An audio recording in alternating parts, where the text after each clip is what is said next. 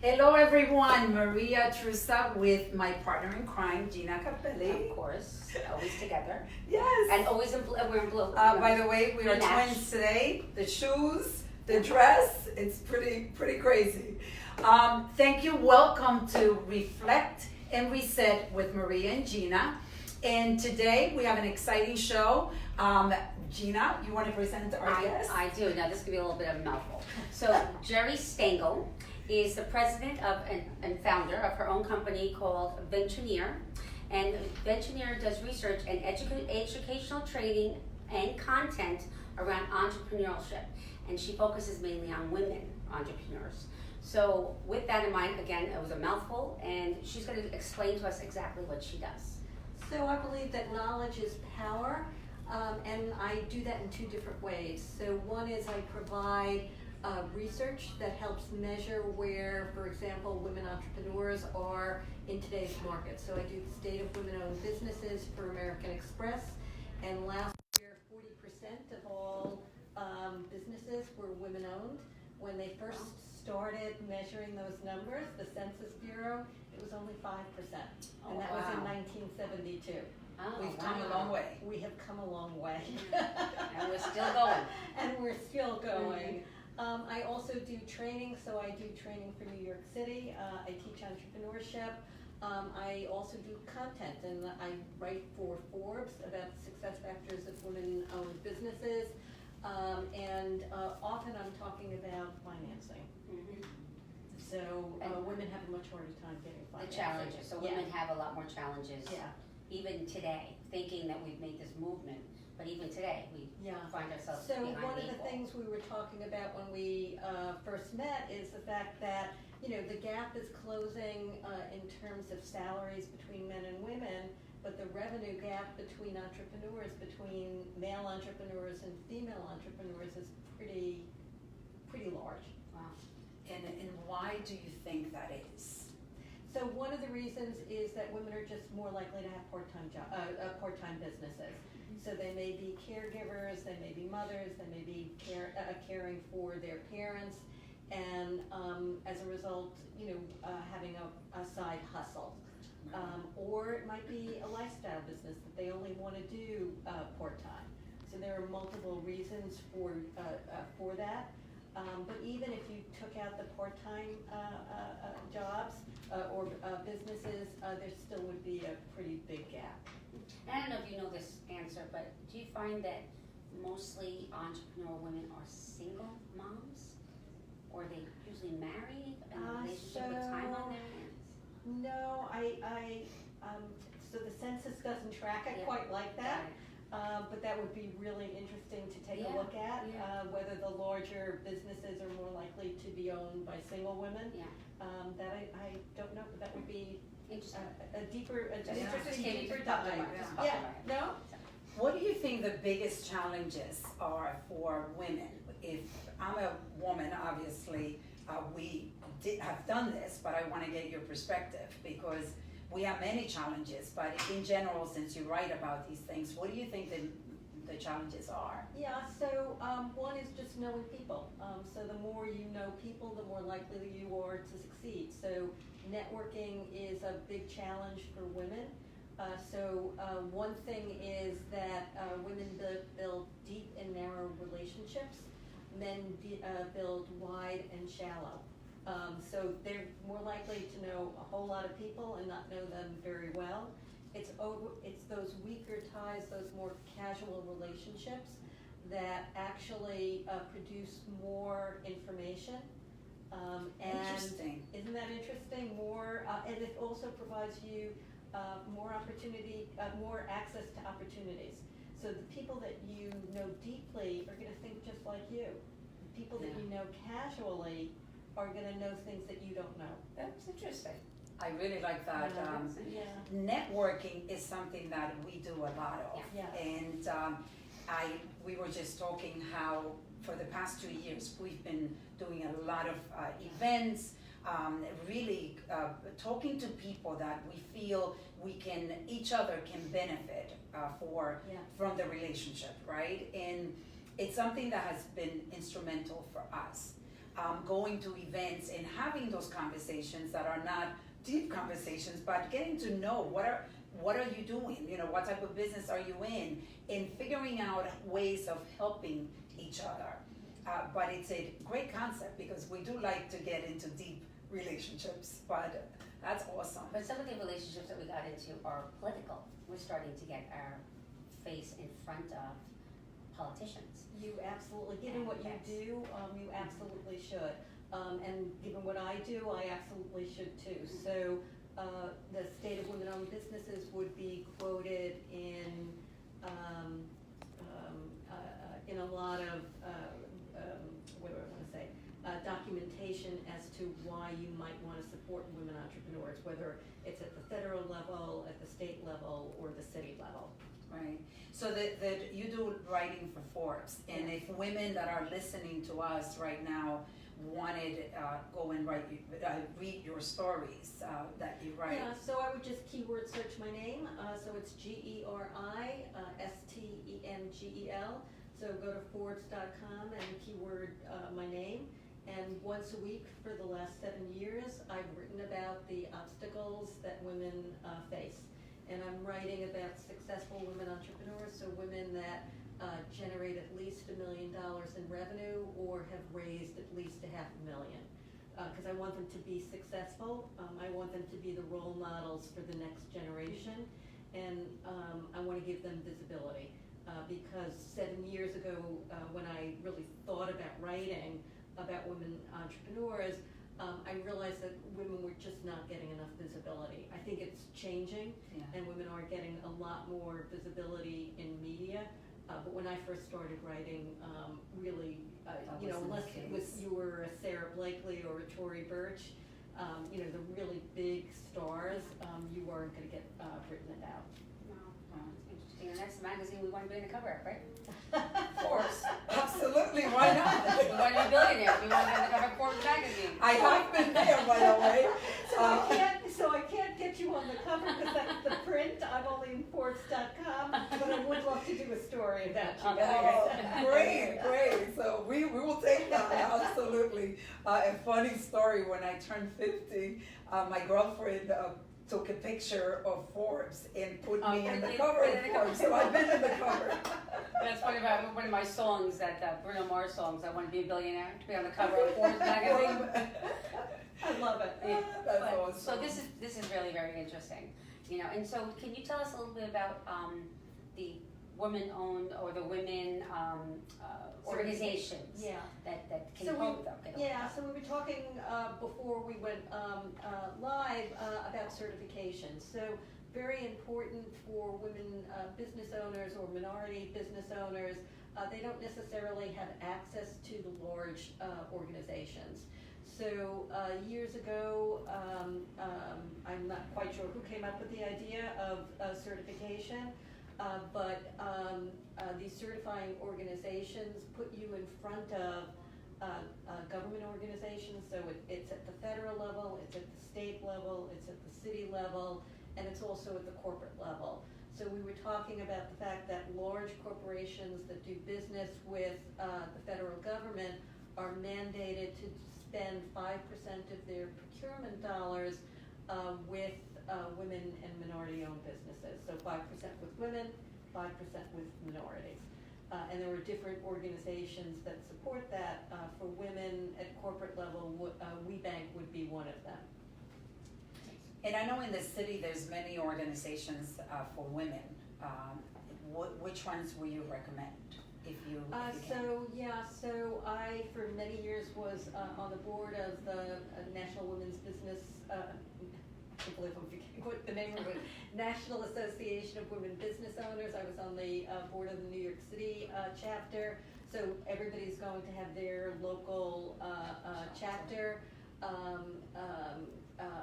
Also, I was very active and am still active in WeNYC, Women Entrepreneurs New York City, which is a city mentorship program. So I'm meeting tons of women entrepreneurs through that. I went to one of those events and it was very interesting. I mean, you meet very interesting people, so I highly recommend it. I mean, we have to educate ourselves. You know, we were actually talking about how do we, if we want to start a business, or if we are running a business, if we have our own business, there are so many different ways that we can educate ourselves, right? And that is key. Yeah, so one way is training. So I do training for New York City, for New York City Small Business Solutions. Another way is mentorship. So this particular program that I'm part of is that I'm a WeNYC mentor. So finding somebody who may be a couple of rungs up the ladder from you is really an important way of getting information and advice. Joining a peer advisory group, so Women's Presidents Organization. So that's an international organization that also would have chapters. For them, you have to be $1 million or $2 million business, but you're in small groups, maybe 10 women, and once a month you're getting together and you're specifically problem solving.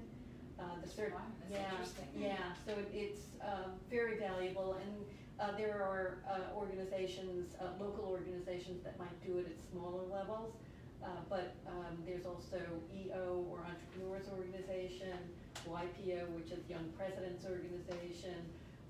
You learn a lot from your peers.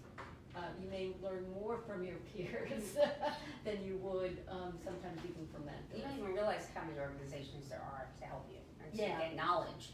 Yeah. You know, and because you only, there's so much out there that you can learn. And when you talk about your training, what exactly goes into training an entrepreneur? Like, what type of training do you do? I'm going to be starting a course at the beginning of March, and it's going to be new ventures. So really, it's exposing entrepreneurs to how to test your idea. So how do you, most of the entrepreneurs are going to come in with an idea, but how do you make sure that that's an idea of merit? Right. Now it's, business model canvas and minimum viable product and, all of these new terms that you would not have, like when I was starting, they didn't have this. But you need to research and make sure that the idea has merit and that customers would actually want and pay for it. You need advice on what your legal form should be. Are you a B Corp, a C Corp, an LLC? You need to know about financials, P&Ls and cash flow. You need to learn about doing your books. And of course, we were talking about marketing, so you need to learn about marketing and new ways of marketing, social media. You need to learn to do your elevator pitch. Yes. Yeah. Remember when She knows I do an elevator pitch. I learned a lot of practice. It's a really lot of practice. Yeah. But But it's so critical. It's also formulaic. So if you don't know the formula for doing your elevator pitch, it's going to seem a lot harder. Yeah.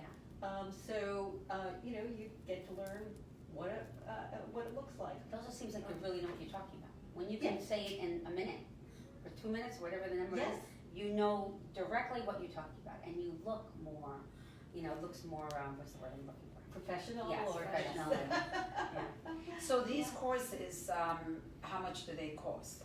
New York City is free. It's free, so we have to. How do they? New York City. Yeah. How do they get this information? So you could just search online New York City Small Business Services. I think you could also dial 311 and get access to it. The particular program that I'm teaching is Kaufman Fast Track, so it's KAUFFMAN, and Fast Track is FASTTRAC, all one word for Fast Track. Yeah. So all this information is out there for free. Yeah. Wow. Yeah. That's... And one of the things we were talking about before is learning about financing. So one of the differences between male and female entrepreneurs is that women are putting less money into their businesses. So they have less savings, they raise less money, and that is one of the reasons that they have smaller businesses. And there's many, many reasons for that. So women may not want to have, or may not be dreaming big enough to think that they would need outside financing. But there are also systemic reasons. So things in the business processes may not show women in the best light. So there are things that are now happening where I think banks are now recognizing that the way that they may evaluate women versus men, I mean, they're not doing it differently, they're doing the same, but women may not have the same kind of credit scores as men. So you have to look at other measures or metrics to measure women, because they do pay they're more likely to pay bills than their male counterparts. They're more responsible. Yes, they are more responsible.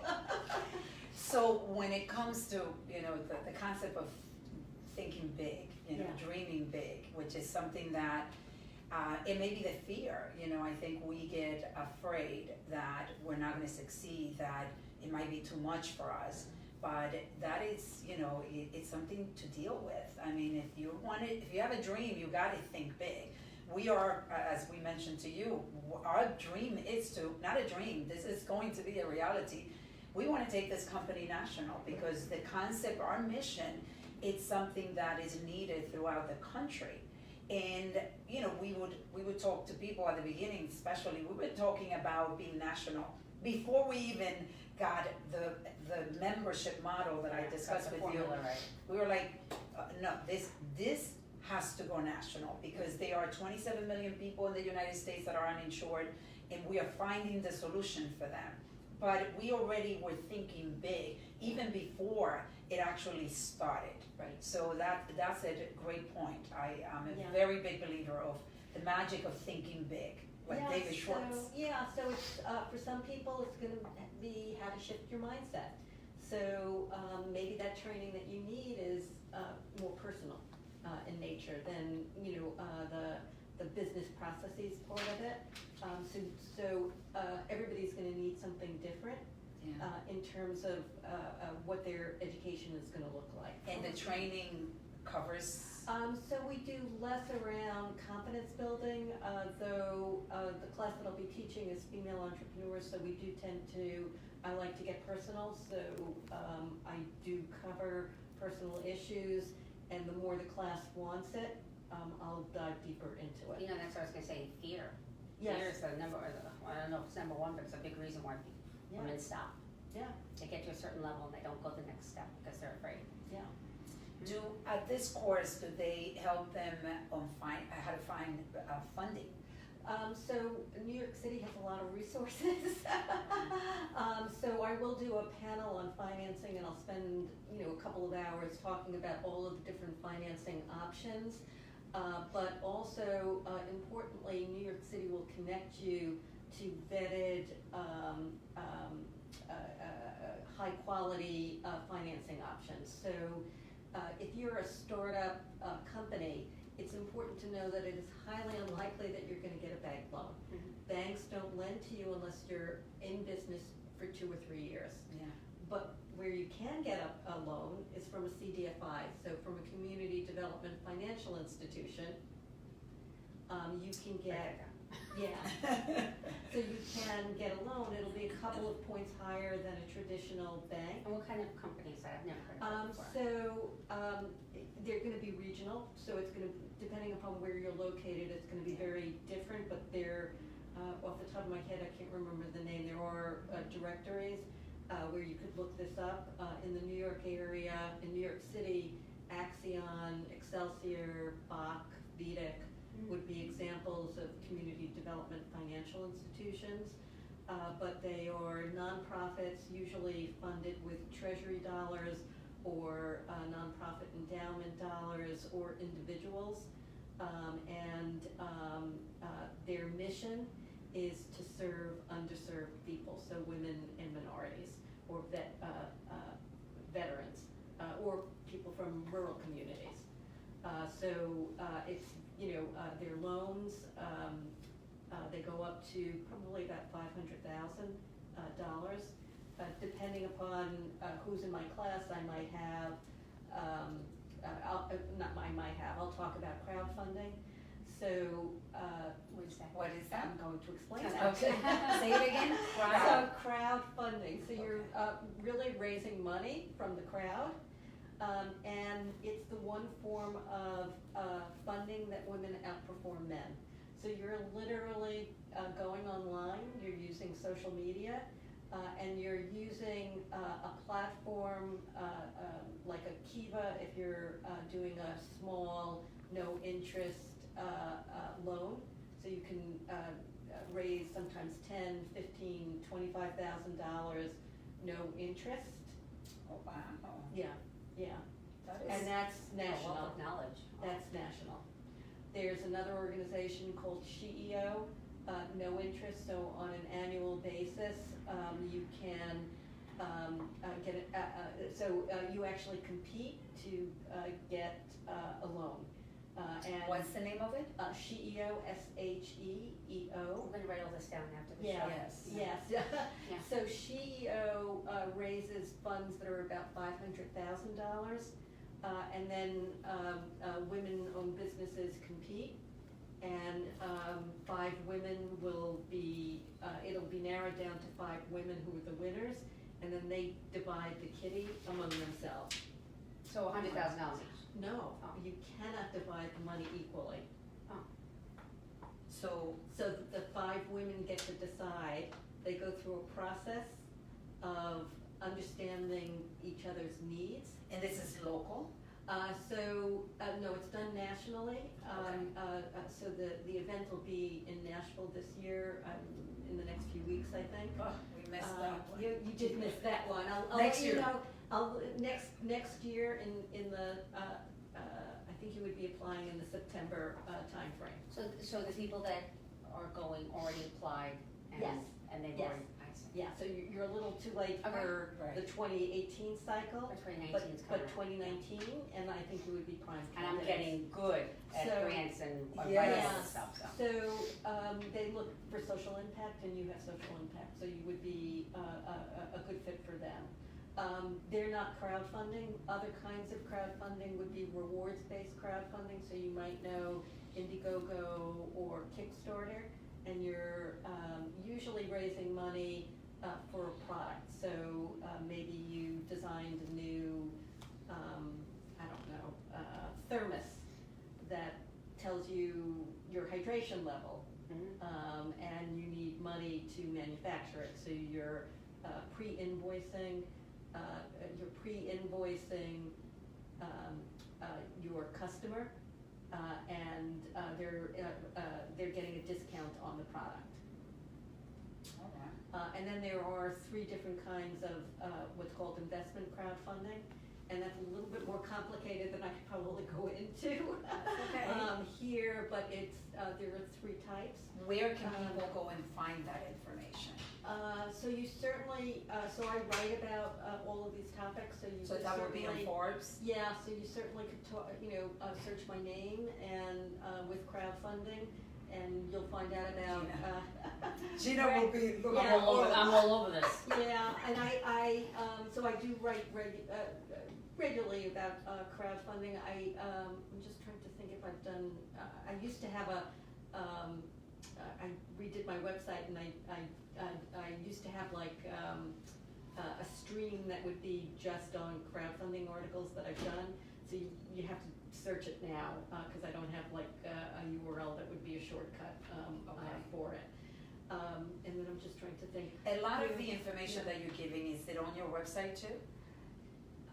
Yes, so on my website, I would have, thank you for reminding me, I will have a guide on raising money. So especially for people that are starting their businesses, it'll have all of the different financing options, and it'll also list a lot of the women's organizations, the accelerator programs. So another thing for training that I didn't think about that you may want to think about is joining an accelerator program. So for high growth scaling businesses that might need equity financing, there are a lot of accelerator programs, mostly in technology, but they're now realizing it's not just technology companies that want to scale. We'll talk later about some of those organizations. One of my favorites is Springboard Enterprises. They've been around for 18 years. They're a nonprofit, and they're a great way to meet investors and find out how to scale your business. And what's your website? Ventureneer, VentureNeer.com. And we'll try to have that on our post because I think it would be important. I mean, a lot of the information you're giving us, I mean, I consider that we know a lot, and I have to tell you that we don't. Yeah, I'm in the dark here because it's interesting. Yeah. You know, we are thinking that we have to talk to this bank or this bank, and you know, the truth of the matter is, it's harder to talk to banks because they're. So knowing your goals and knowing what your financing options are. So it also may be angels and venture capital. So I'm not saying that that's what it is, but you need to talk through and be educated about it. That's amazing. Yeah. This has been very, very powerful information that we definitely are going to use, and I hope that many of you out there are going to also take action. And action is something that, you know, we could have dreams. We could be dreaming that we want to be entrepreneurs, we want to have our own business, but then we don't realize how much work it is.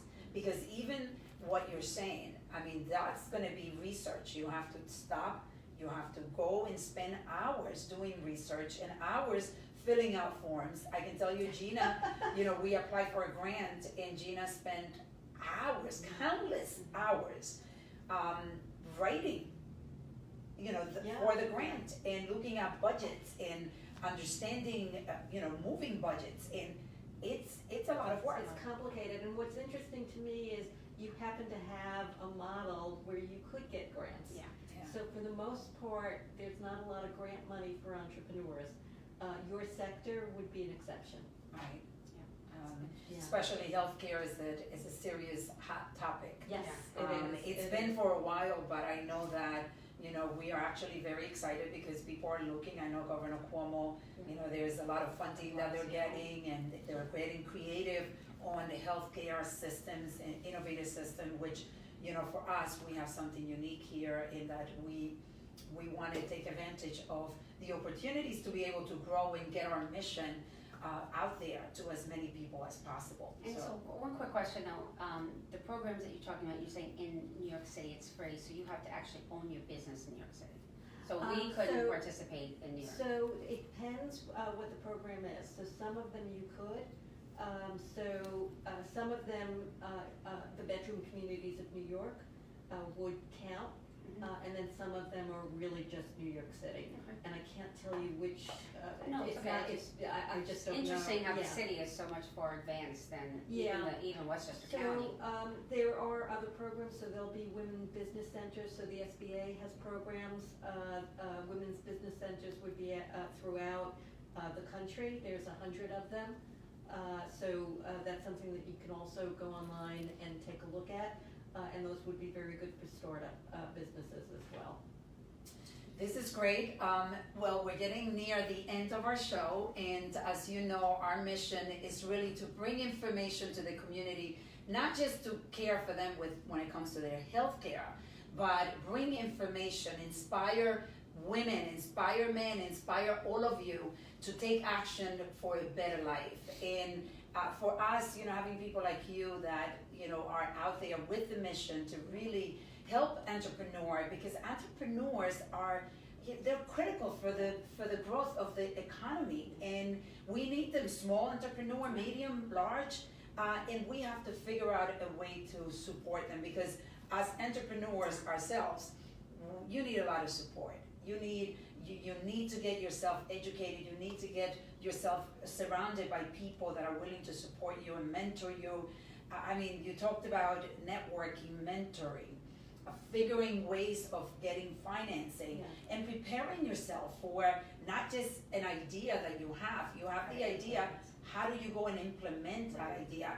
Or better yet, is it a good idea? Right. Because we're dreamers by nature, you know. And not stopping when it gets hard. You know, that's the key, is that when it gets hard, means you're in the uncomfortable zone. Yeah. Now that's the time to learn and to push forward. And we've been through it all, Gina and I, for the past 3 years. But when you have a mission, when you have a purpose, when you understand clearly what is it that you want to accomplish, and you need to be able to, you're going to be helping people, no matter what business you're in. I think, we all have a mission. Every business has a mission, some bigger than others, but there is a mission. So you have to be clear on that, and then just go for it. But understand you're going to be beaten. You're going to really go through a lot of challenges. Anyway, we can talk forever. I want to thank you all. I want to thank you so much, Geri, for joining us and giving so much valuable information to our community. It's been a pleasure. Thank you. Thank you. And thank you to all of you. And if you like our information, remember, like us on social media. Take care. Bye-bye. See you next week. Bye-bye.